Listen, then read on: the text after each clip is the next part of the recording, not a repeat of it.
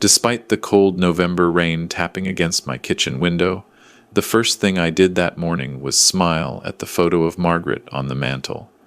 8 years since she passed, and I still started every day the same way. At that moment, I didn't understand why my hands were shaking as I reached for my coffee.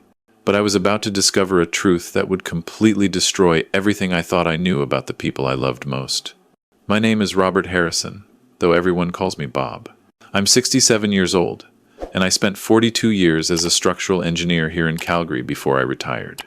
Margaret and I never had children of our own, but we raised my sister's boy James after she died when he was 12. We treated him like our son. He called Margaret Mom at her funeral. That morning started like any other. I was making scrambled eggs when my phone rang. Unknown number. I almost didn't answer, but something made me pick up. Mr. Harrison? This is Denise Kumar from the Canada Revenue Agency. I need to speak with you about your tax filings. It's urgent. My stomach dropped. I'd always been meticulous about my taxes. Margaret used to joke that I was the only person in Canada who enjoyed filling out tax forms. There must be some mistake, I said. My nephew handles all that now. James Harrison. He's a financial advisor. Everything should be in order. There was a pause on the other end, a pause that lasted just a beat too long. Mr. Harrison, that's actually what I need to speak with you about. Can you come to our office today? And sir, you may want to bring a lawyer. The eggs burned while I stood there, phone pressed to my ear, trying to understand what she'd just said. I need to back up and explain how I got here, how I ended up trusting James with everything. Margaret died in the spring of 2016.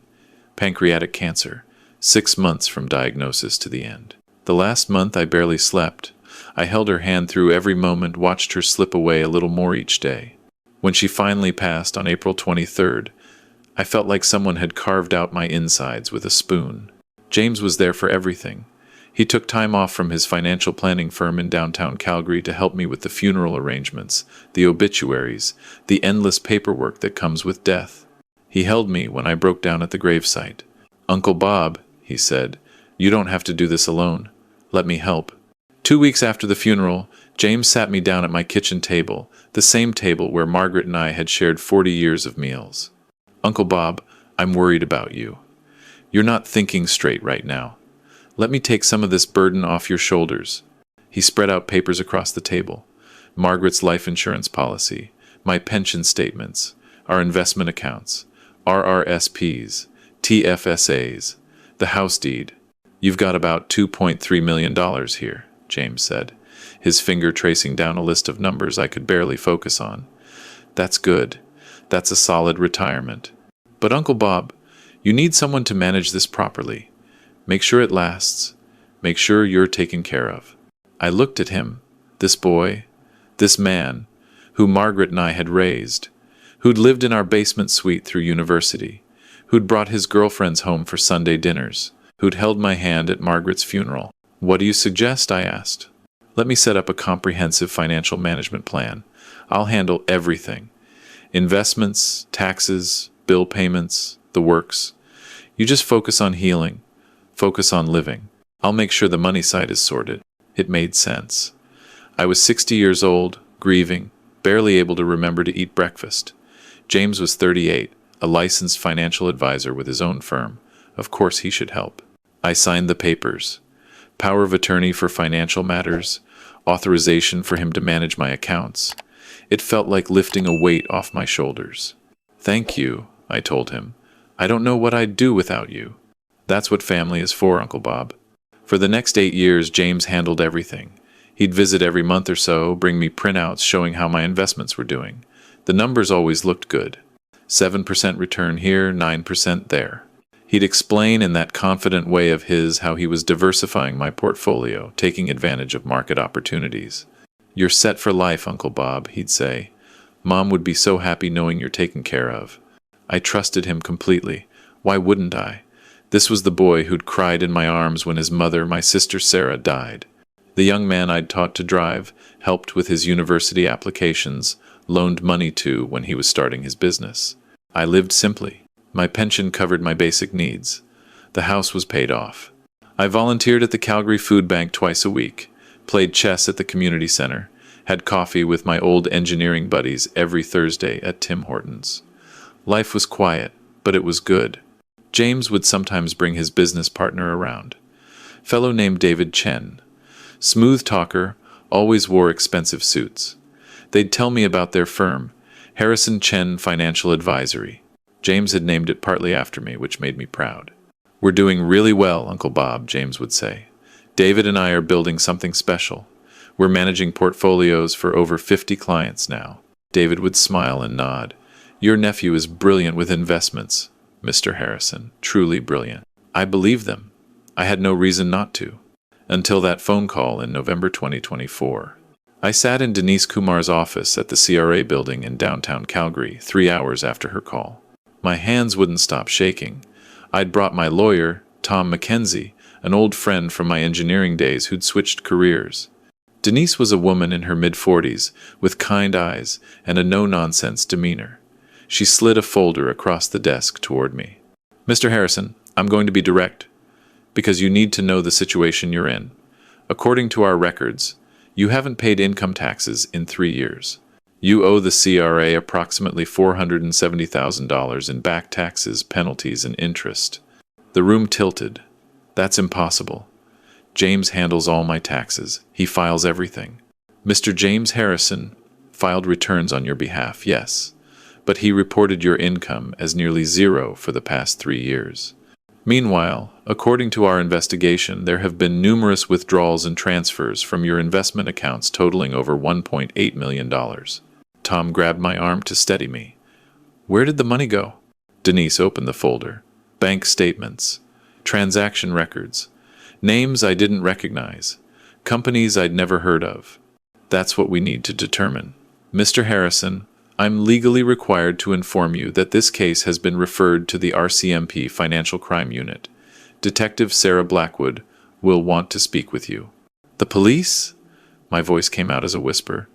"But James is my nephew. He's been taking care of me. There has to be an explanation." Denise's expression softened. "Mr. Harrison, I've been doing this job for 20 years. I've seen this pattern before. I'm truly sorry, but you need to prepare yourself. The money is gone. I don't remember driving home. Tom must have driven me." I sat in my living room, staring at Margaret's photo, and for the first time in 8 years, I was glad she wasn't alive to see this. The next morning, Detective Sarah Blackwood came to my house. She was in her early 40s, with short, dark hair and the kind of direct gaze that made you feel like she could see right through you. "Mr. Harrison, I know this is difficult, but I need to ask you some questions about your nephew and David Chen. I'll tell you anything you need to know. I just want to understand what happened." She pulled out a tablet and started showing me photos. James and David at restaurants, at golf courses, standing in front of a lakefront mansion in Kelowna, British Columbia. "Does your nephew own property in BC?" she asked. "Not that I know of. He has a condo here in Calgary. This house cost $3.2 million. He purchased it 18 months ago, cash." The room felt like it was spinning. Detective Blackwood kept going. "David Chen isn't just your nephew's business partner.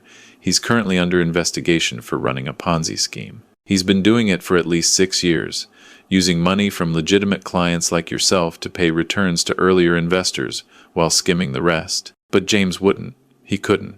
Mr. Harrison, your nephew was funneling your money into Chen's scheme, but he was also taking large sums directly. We've traced transfers to luxury car purchases, the BC property, trips to Dubai, Monaco, the Cayman Islands. In total, we believe he stole approximately $1.9 million from you over 8 years."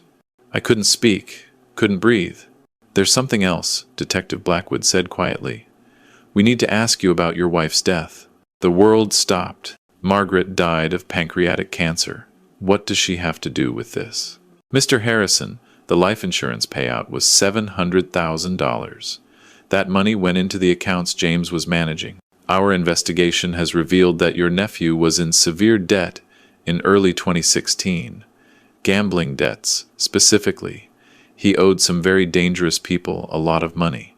"What are you saying?" Detective Blackwood pulled out another document, a toxicology report. After your wife's cancer diagnosis, did anyone other than you help care for her? James came by almost every day. He'd bring her meals, help me with her medications, sit with her so I could rest. Mr. Harrison, we exhumed your wife's body last week, with your permission, which you gave through your lawyer. I'm sorry to tell you this, but we found elevated levels of a substance that accelerates cancer progression. The medical examiner believes someone was poisoning her to speed up her death. I stopped hearing words. There was just a ringing in my ears, a high-pitched whine that wouldn't stop. Margaret, my Margaret, the woman I'd loved for 40 years. Someone had killed her. Someone had deliberately, methodically poisoned her while she was already dying, to get to her life insurance money faster. James, the boy I raised, the nephew who called her mom. Where is he? I heard myself ask. Where is James? We don't know. He and David Chen both disappeared 4 days ago. We have warrants out for their arrest, but we believe they've fled the country. Mr. Harrison, I need to know if there's anywhere he might go. Any property or connections outside Canada that you're aware of. I thought back over 8 years of conversations, all those printouts James had shown me, all those explanations about investments and returns. Had any of it been real? Then I remembered something. The cottage, I said. Margaret's family had a cottage on Lake Huron, near Bayfield, Ontario. It was in her name, but after she died, James said he'd take care of selling it. He said the market was bad. We should wait. Detective Blackwood was already on her phone. What's the address? I gave it to her. She stepped outside to make calls. Through my window, I could see her pacing on my front lawn, talking rapidly. Tom sat down next to me. Bob, I'm so sorry. He killed her, I said. He poisoned Margaret. For money. We don't know that for certain yet. Yes, we do. You know it. I know it. James was in debt. He needed money. Margaret was dying anyway, so he just helped her along. Then he spent 8 years stealing everything else. Everything we built together. I started to cry. At 67 years old, sitting in the house I'd shared with my wife for 40 years, I cried like a child. Detective Blackwood came back inside. The OPP is sending units to the cottage now. Mr. Harrison, is there anything else you can think of? Any detail, no matter how small? I wiped my eyes. David Chen. James mentioned once that David had family in Hong Kong. They'd joked about having a backup plan if business ever got too hot in Canada. She made another call. Over the next 3 days, I learned the full scope of what James and David had done. The Ponzi scheme had defrauded 43 clients, mostly elderly people, out of over $12 million. James had been Chen's primary recruiter, bringing in his own clients, people who trusted him because he was a licensed financial advisor with a legitimate-looking firm. My money had been used to fund their lifestyle and to pay returns to earlier investors to keep the scheme going. The house in Kelowna, the cars, the trips, all of it bought with stolen money. My money. Margaret's life insurance. But the worst part, the part that made me want to stop existing, was the toxicology report. The medical examiner confirmed it. Someone had been giving Margaret doses of a compound that accelerated her cancer's progression. She would have died anyway, but instead of the year or more she might have had, she got 6 months. 6 months of increasing pain and suffering. Also, James could get his hands on the insurance money faster to pay off his gambling debts. On the 4th day, Detective Blackwood called me. We found them. My heart stopped. Where? The cottage, just like you said. They were trying to figure out their next move. RCMP arrested them both an hour ago. They're being transported back to Calgary as we speak. I sat down heavily. What happens now? They'll be charged. Multiple counts of fraud, theft, money laundering. And Mr. Harrison, the Crown prosecutor, is pursuing charges related to your wife's death. If the medical examiner's report holds up, James will be charged with second-degree murder. Murder, my nephew. The boy who'd sat at our dinner table, who'd called Margaret Mom. Will I get any of the money back? Her silence told me everything. We'll try, she finally said, but realistically, most of it's gone. They spent it or moved it offshore. You might recover 10 to 20% if you're lucky. 10 to 20%. Of $2.3 million. I'd be left with maybe $300,000. Maybe. After 42 years of work, After Margaret's life insurance. After everything we'd saved and planned for. The trial took 8 months. I attended every day, sitting in the courtroom, watching James avoid my eyes. David Chen pleaded guilty to fraud charges in exchange for testimony. He confirmed everything. James had approached him in 2015 with a proposal. James had gambling debts of $200,000. Chen was already running a small-scale investment fraud. Together they could expand. Use James's credentials and client base to build something bigger. But James needed seed money. Fast money. That's when he learned Margaret had terminal cancer. He talked about it like a business opportunity, Chen testified. He said his aunt was dying anyway. The insurance money would solve all his problems. He just needed to speed things up a bit. Chen provided the compound, a derivative of a chemotherapy agent that, in the wrong doses, accelerated tumor growth rather than slowing it. James had been administering it through Margaret's pain medication, a little bit each day, while I was at the pharmacy or taking a nap. I sat in that courtroom and listened to how my nephew had murdered my wife, and I felt nothing. I was empty, hollowed out. The medical examiner testified. The toxicology reports were clear. Margaret's death had been hastened by months, possibly a year. The pain she'd experienced in those final weeks, the rapid deterioration, all of it had been James's doing.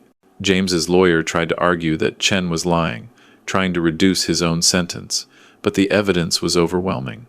The financial records showing James's debts, the timeline matching Margaret's decline, the insurance payout going directly into accounts James controlled.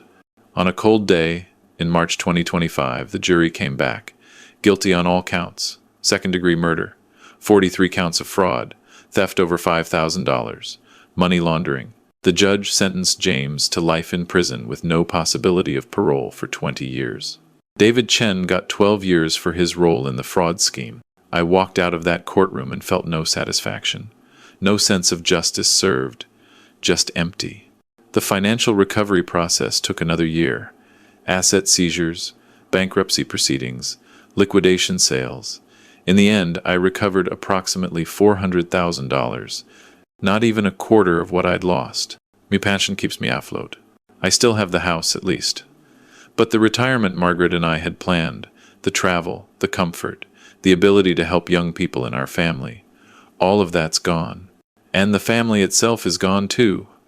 James's father, my brother-in-law, refuses to speak to me. He says I'm the reason his son is in prison, that I should have forgiven the debt, that family should forgive family. Margaret's sister stopped calling after the trial. She thinks I'm obsessed, that I should have just let it go. Let it go. Let go of the fact that my nephew poisoned my dying wife. Let go of the fact that he stole everything we'd built in 40 years of marriage. I'm 68 now. I still volunteer at the food bank, still play chess at the community center, but I don't talk about what happened. Most people don't know. They see an old man living alone, and they probably assume my wife died, and my retirement is going fine. They don't know that every morning when I look at Margaret's photo on the mantle, I see those last 6 months. Her confusion when the pain medication didn't seem to help. Her apologies for being a burden. Her tears when she realized she wouldn't make it to our 41st anniversary. She was apologizing. While James was killing her, she was apologizing to me. Detective Blackwood still checks in every few months. She handled 42 other cases besides mine, families that lost everything to James and David's scheme. Most of them were elderly, like me. One woman, 82 years old, lost her entire retirement and had to move in with her daughter.